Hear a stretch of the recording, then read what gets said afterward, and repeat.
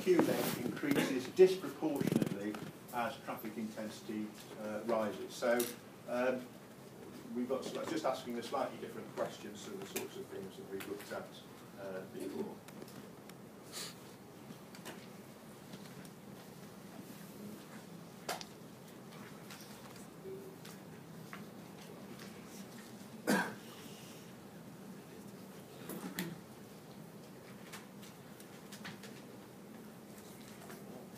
Now, I say, it's exactly the same process that we went through before.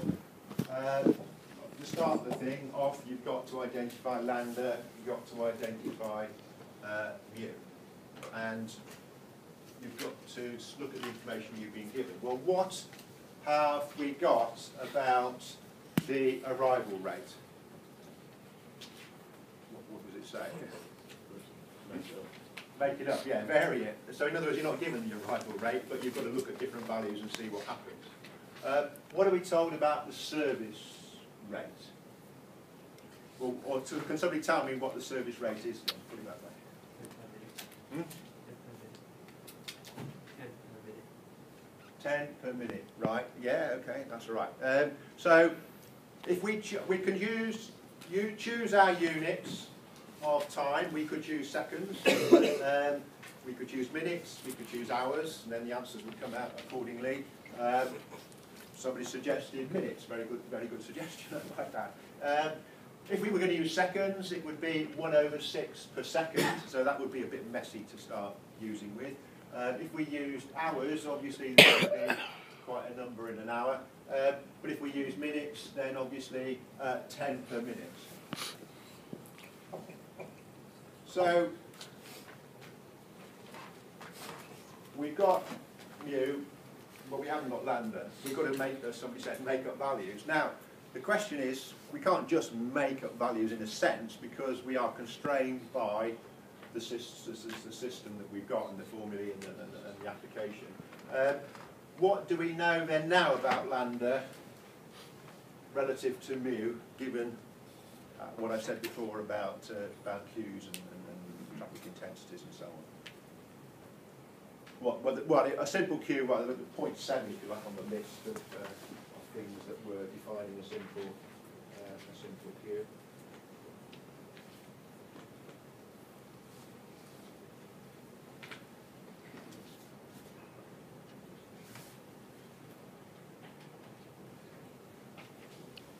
Well, if you look at 0.7,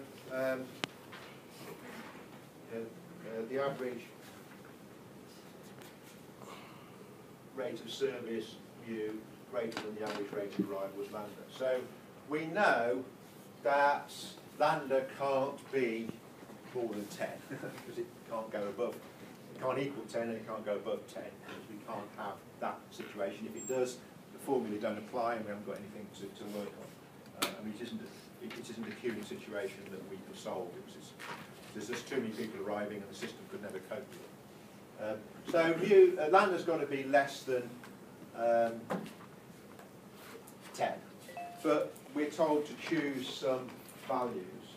So we could, and we're actually asked in the question to look at varying the mean arrival rate, show how the queue length increases disproportionately as traffic intensity increases. So we've got to obviously go to our formulae, and if we've got traffic intensity is lambda over mu. So obviously we're going to have some varying values of lambda here, and then we're going to have rho is lambda over mu, whatever that is. And then we also were asked for, the other question was queue length, right? So average length of queue is, again, another formula, lambda squared over mu, mu minus lambda, so queue length.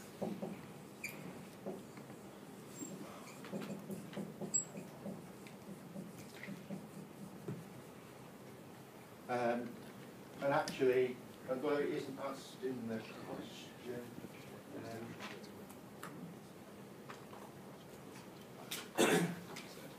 I was also going to do queuing time, just to show you how it queue time is lambda over u minus lambda.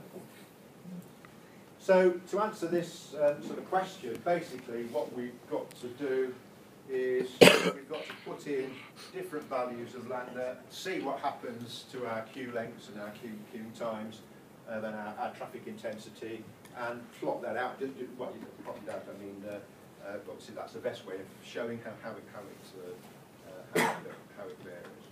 So what we would do then is we would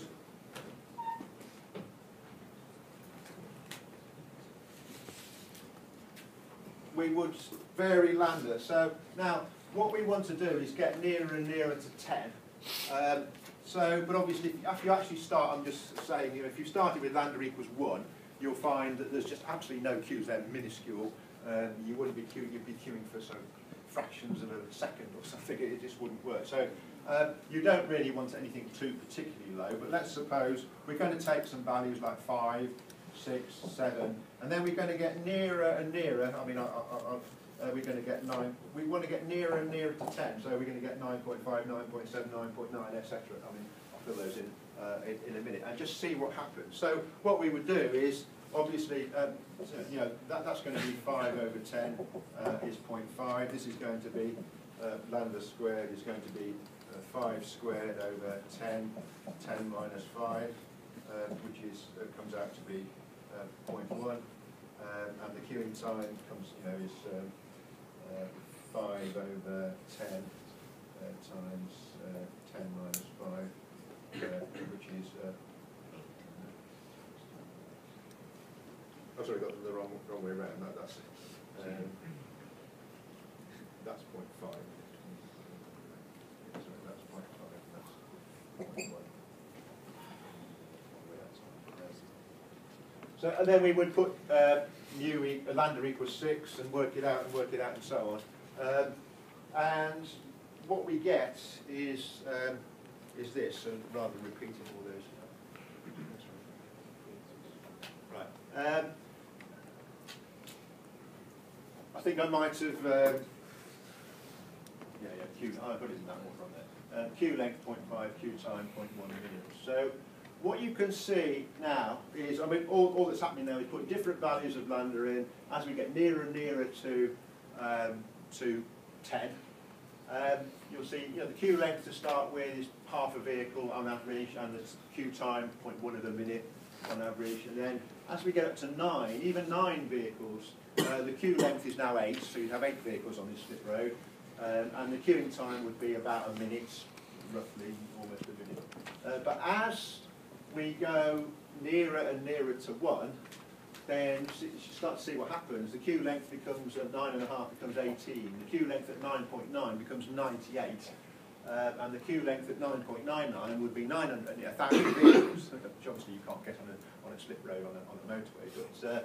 But that's just the effect of getting nearer and nearer to the value lambda and mu together. So in other words, to show, I mean, it is totally disproportionate because all the way along here we virtually got no queue length, and then suddenly as we get very close we get massive queue length. So it tips over, the balance tips over, and you've got, so it's not a linear sort of relationship, it's a very distorted one with the high values. I mean, this isn't a linear scale, but the high values right at the end. So just to show sort of what happens.